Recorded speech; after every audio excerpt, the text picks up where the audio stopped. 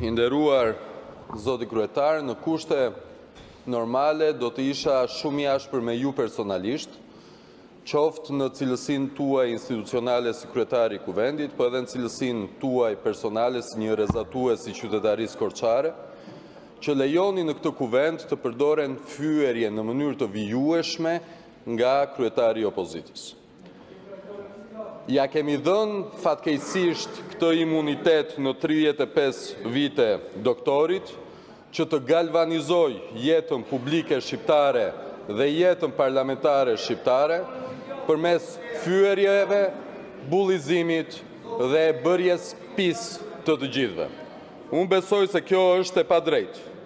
E kuptoj pozicionin, prandaj nuk tregohem i ashpër ndaj jush, sepse pozicioni është që kjo është kthyer në normalitet. Dhe të gjithë ne e dëgjojmë dhe themi, mos është doktori.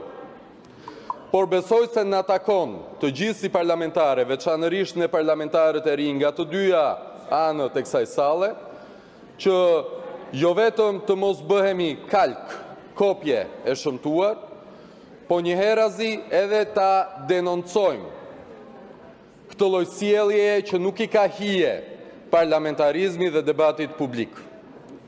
Mjafton të them një fakt, epitetet në të cilat është shkëlqen doktori në kuptimin letrar, të cilat në fakt vinë herët, vinë nga vitet 30 në ato që quhen 10 pikat. Zoti Bido, keni diçka për procedurë, ju lutem? Patjetër, atje do dalë, atje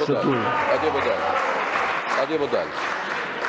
Të cilat vinë nga pikat gebelsiane, 10 pikat gebelsiane. Cila është pika për procedurë? Është që fjalën ta ndërprisni ju zoti kryetar në çastin që ka fyerjen më të parë dhe nga ana e doktorit, sepse nuk mund të ketë imunitet ndaj fyerjes në këtë parlament, në vend që të ndërprisni kolegët tuaj të rinj në këtë kuvend, të cilët janë shumë të kujdesshëm që të përcjellin në këtë sallë qytetarin e qytetarëve shqiptar. Kjo është pika ime proceduriale. Së fundmi, dua që të bëj një saktësim historik.